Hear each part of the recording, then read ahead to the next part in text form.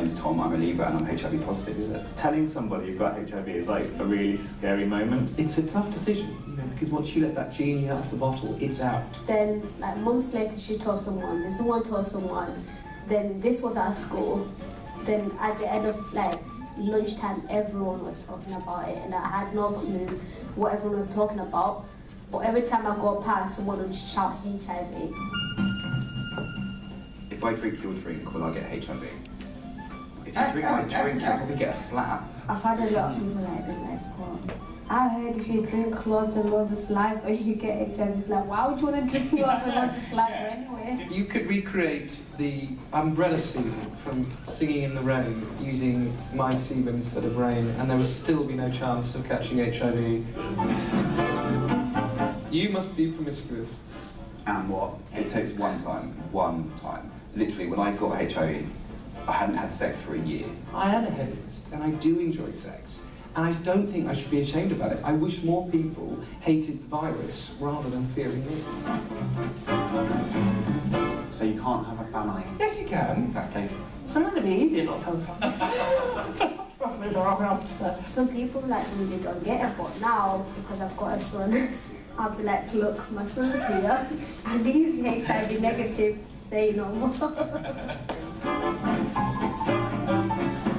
Oh, this is a question you gave for the rest of your life. How did you get it? Well, how do you think I caught it? Oh, I had sex.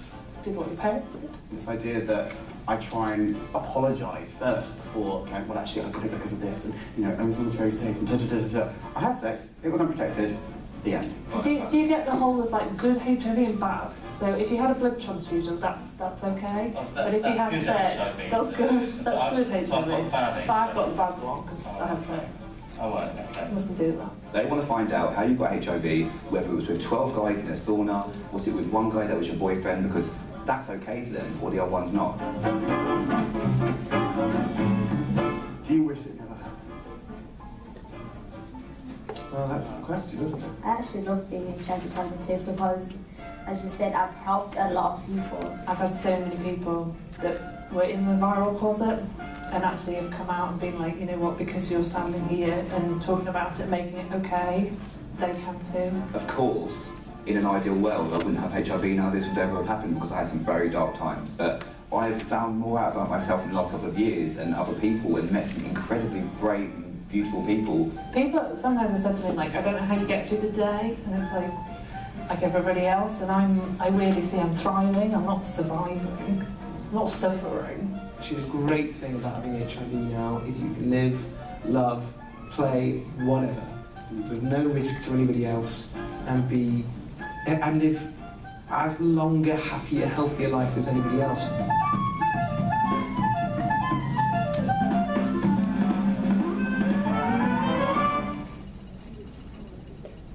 So guys, I thought I would show you this video to just like break, you know, a little bit. What did you guys think? Any reactions? It's true.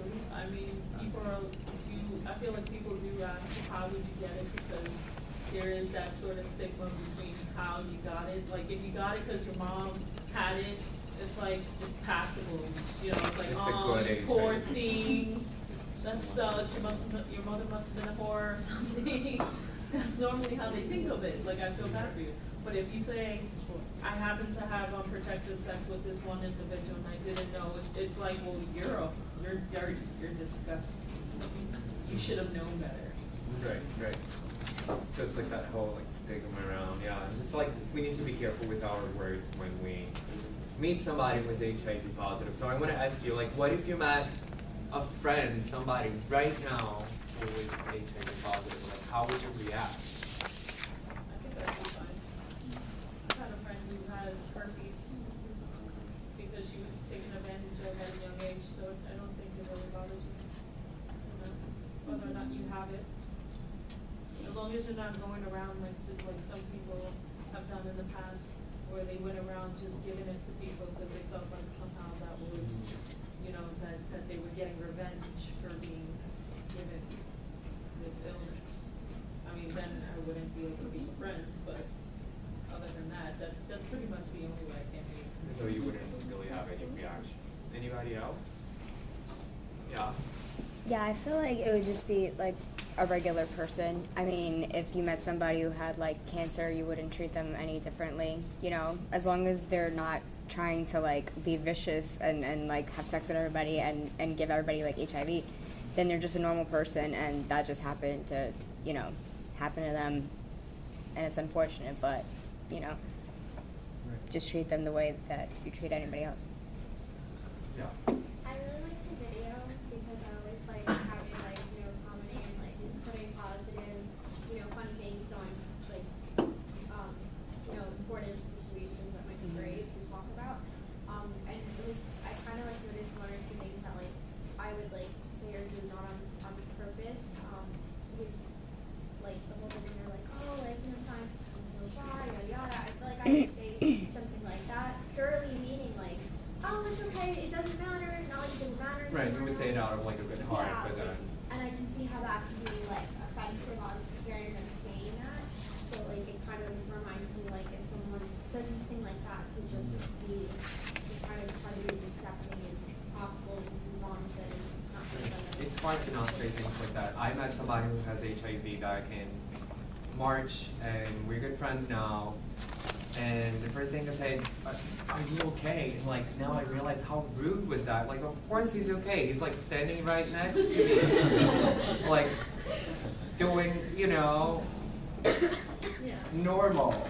Like, and I was like, but are you okay? And then I'm like, oh my God, I should never have said that. Yeah. But that's the thing though, like I feel like I will actually feel really conflicted because I wouldn't want to diminish their struggle or like normalize it, but then at the same time I don't want to normalize it, you know what I mean? Like I don't want to approach that person in an offensive way and then you don't really know what is the right, I guess I would just ask the person, hey, how would you like me to treat you? Because sometimes I think it would just feel uncomfortable a little bit because you don't want to offend the person. Right. Or Just like them. treat them like anybody else. Like, Yeah. you know, that's what I would recommend. And like really try to give people support as we see like they go through a lot, and it can be really, really hard. It can be really, really hard to even make friends. To, you know, it's hard. I spoke with that same friend, and he was like, "Yeah, people are scared of drinking on the same glass as I am." Like, and I'm like, "Dude, that's like ridiculous." Not that I want to drink on your glass, like you were saying here, but you know, it's hard. Anybody else? Yeah, I mean, I guess like I would, like I think as humans, we all, especially when it's something that we're unfamiliar with, we'll all say something that's inappropriate at times. And I think that can be applied to any area. It can be applied to different cultures, to, you know, like I've been asked, you know, is my hair real, you know, or is it a wig or a weave or whatever. Like that's just a question you don't ask, period. But people still ask it because it's something that they're unfamiliar with, or it's something that, you know, if someone doesn't know about HIV or AIDS, they'll ask questions that are inappropriate, that are invasive, that is, you know, invading somebody's privacy, and that is absolutely highly inappropriate. So I think that the more it's talked about, the less like that'll happen. The less stigma. Yeah. Anybody else? No? Yeah. I mean, in my psychology of human sexuality course, we actually watched a video of a couple who the female is negative and the male is positive, and they really do show that you can have a relationship and still have that sexual contact and still be safe at the same time. But you know, I think the problem with that for many people is that most people aren't ready to, in most relationships, even if they aren't HIV positive, accept the baggage that comes with the other person. And Right. so it really takes someone who's really committed in order for that to happen. Right. Yeah. Having HIV is not a death sentence on your sex life. Like it really is not. Just be safe. Make sure your viral load is like on point, undetectable, and all of those biology things that I don't understand. But yeah, just like be safe. Basically that. And if it happens that a condom bursts or something, go to the closest health clinic. They now have awesome medications. They have one that is, I think, 48 hours and it stops the virus. They also have PrEP, which is a medication that helps stop the virus too. So there's lots of options. They'll talk to somebody who is the medical level here. So in summary, because HIV infection can be chronic, patients living with HIV have an ongoing need for social and psychological support to deal with the stresses associated with the disease and with its treatment. Events during the course of treatment can also trigger depression and anxiety, including the appearance of new symptoms and co-infections, diagnosis of AIDS, or the death of friends and family with HIV. Psychosocial support can be crucial to reducing psychological distress and improving treatment, adherence, and outcome. So basically this whole presentation was just to like give you guys a little bit of like how it is to live with HIV and the more mental health aspects of it. And to ask everyone to just be really open-minded, help break the stigma, and really be supportive of everyone. On December 1st, I was just saying in the beginning, is World AIDS Day. So I know John Jay is having a thing here. I think it's in the atrium. I can look it up, but it's online. You guys can find it. So it'd be really cool if everybody can come and support. If not, support it in your own way. Here's some resources if you're more curious about HIV and AIDS. You can access thebody.com. It has like really amazing sources, including where to get tested, where to find other resources, and such and such.